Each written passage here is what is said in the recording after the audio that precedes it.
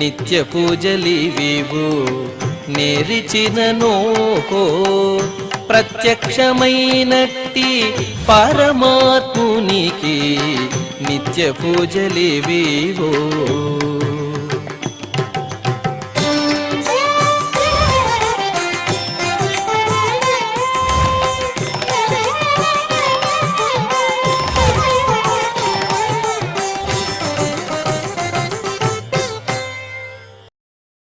ఓం నమో వెంకటేశాయ.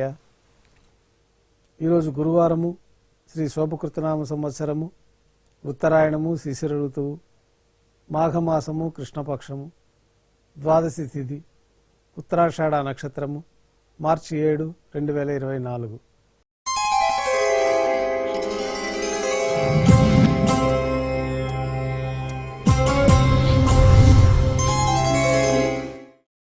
శ్రీవారికి గురువారం ఆర్జిత సేవగా తిరుప్పావడి సేవ విశేషంగా జరుపుకుంటాము.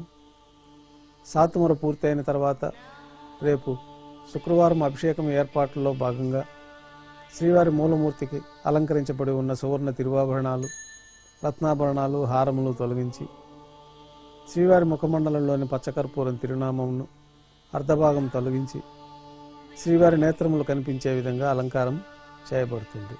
శ్రీవారి బంగారు పాదకవచములు, సువర్ణ కటిహస్తము, వరదహస్తము, శంకుచక్రములు, కర్ణపత్రములు, శాలిగ్రామాల హారములతో అలంకరిస్తారు. గర్భాలయం శుద్ధి గావించి మాధ్యాహ్నిక ఆరాధనలో భాగంగా బంగారు పంచపాత్రలో శుద్ధ తోయం నింపుకొని శ్రీవైఖానస ఆగమోక్తమైన ఉపచారాలు స్వామివారికి, ఉత్సవమూర్తులకి జరిపి అష్టోత్తర శతనామావళితో అర్చన జరుగుతుంది. మాధ్యాహ్నిక నైవేద్యంలో భాగంగా పాచక కైంకర్య పొరులు సుమారు 450 కిలోల పరిణామంలో తింత్రిణి రసాన్నం అంటే పులిహోర గరుడాల్వారు ముందు వెండి పీఠం పైన రాశిగా పోసి అలంకరించి 8 దిక్కులు శిఖరములుగా ఏర్పాటు చేసి నారికేళ అర్థఫలములు మరియు పుష్పముల చేత అన్ని దిక్కులు యందును ముఖభాగం నందును రమణీయంగా అలంకరించి శ్రీవారి దృష్టి గోచరించినట్లుగా ఏర్పాటు చేస్తారు.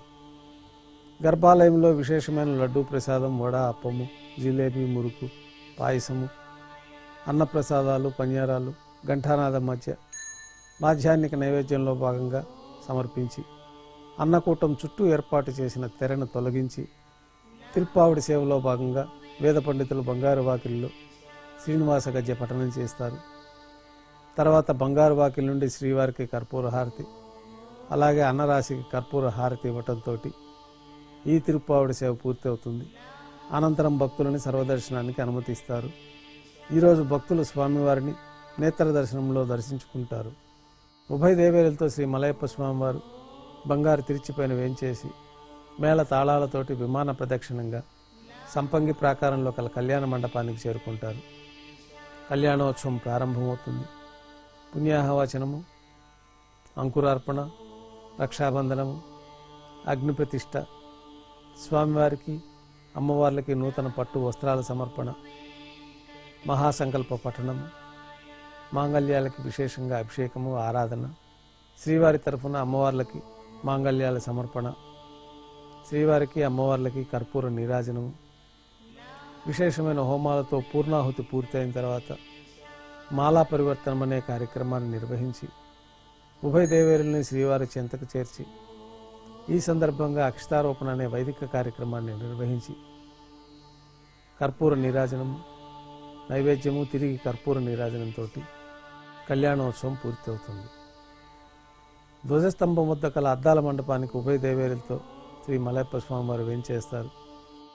వేద పారాయణ నడుమ ఊంజలి సేవ నిర్వహించి కర్పూర నీరాజనంతో ఊంజలి సేవ పూర్తి చేసుకొని శ్రీదేవి భూదేవి సమేతంగా శ్రీ మలయప్ప స్వామివారు మేళతాళాలతో ఊరేగింపుగా ఆలయం వెలుపుల కల వైభవోత్సవ మండపానికి చేరుకుంటారు. ఆర్జిత బ్రహ్మోత్సవంలో భాగంగా బంగారు గరుడ వాహనం పైన శ్రీ మలయప్ప స్వామివారు వేంచేస్తారు. కర్పూర నీరాజన సమర్పణతోటి గరుడ వాహన సేవ పూర్తి అవుతుంది. హనుమంత వాహనం పైన శ్రీ మలయప్ప స్వామివారు వేంచేస్తారు. కర్పూర నీరాజన సమర్పణతోటి హనుమంత వాహన సేవ పూర్తి అవుతుంది. పెద్ద శేష వాహనం పైన శ్రీ మలయప్ప స్వామివారు వేంచేస్తారు. కర్పూర నీరాజనంతో పెద్ద శేష వాహన సేవ పూర్తి అవుతుంది. బంగారు తిరిచిపైన మలయప్ప స్వామివారు వేంచేసిన తర్వాత ఉభయ దేవేరులతో కలిపి శ్రీ మలయప్ప స్వామివారికి కర్పూర నీరాజన సమర్పణతోటి ఆర్జిత బ్రహ్మోత్సవం పూర్తవుతుంది. సాయం సంధ్య వేళలో 1000 దీపాలతో అలంకరించబడి ఉన్న సహస్ర దీపాలంకరణ సేవ మండపానికి ఉభయ దేవేరులతో శ్రీ మలయప్ప స్వామివారు చేరుకుంటారు.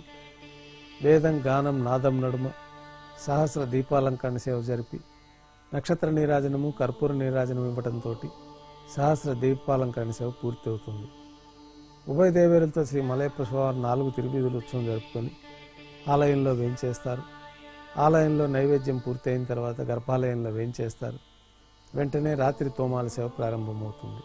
గురువారం సాయంత్రం స్వామివారికి పూలంగి సేవ నిర్వహిస్తారు. సాయంకాలం ఆరాధనలో భాగంగా గర్భాలయం శుద్ధి చేసి పంచపాత్రలో శుద్ధతో నింపి శ్రీవైఖాన సాగమోక్తమైన విధానంలో స్వామివారికి ఉత్సవమూర్తులకి ఉపచారములు సమర్పించి వివిధ సుగంధ పరిమళ పుష్పాలతో స్వామివారి దివ్యమంగళ విగ్రహమంతా పుష్పమాలలతో అలంకరించి పుష్పమాలలతో కిరీటం అలంకరించి ఉత్సవమూర్తులకు పుష్పమాలలు సమర్పించి చతుర్వేద మంత్రాలతో మంత్రపుష్పాన్ని సమర్పించి నక్షత్రహారతి, కర్పూర హారతితోటి పూలంగి సేవ పూర్తవుతుంది. అష్టోత్తర శతనామావళితో అర్చన జరుగుతుంది. రాత్రి నైవేద్యంలో భాగంగా అన్నప్రసాదాలు, పన్యారాలు, దోశ, ఘంటానాదం మధ్య నైవేద్యంగా సమర్పిస్తారు. అనంతరం భక్తులని పూలంగి సర్వదర్శనానికి అనుమతిస్తారు. కొద్ది విరామం తర్వాత ఏకాంత సేవలో భాగంగా రాత్రి సమర్పించిన పుష్పమాలికలు సల్లింపు చేసుకొని గర్భాలయాన్ని శుద్ధి చేసుకొని బంగారు పంచపాత్రలోని బ్రహ్మ తిరువారాధన కోసమే విశేషంగా తీర్థాన్ని సమర్పించి ఏకాంత సేవలో భాగంగా కౌతుకమూర్తి అయినటువంటి శ్రీ భోగ శ్రీనివాసమూర్తి వారిని పట్టు పాన్పు పైన వేంచేపు చేసి ఏకాంత సేవలో భాగంగా దారోష్ణమైన గోక్షీరము, జీడిపప్పు, ద్రాక్ష, కలకండ కలిపిన మిశ్రమాన్ని స్వామివారికి నైవేద్యంగా సమర్పించి కర్పూర నీరాజనంతో ఏకాంత సేవ పూర్తి అవుతుంది. ఓం నమో వెంకటేశాయ. ఓం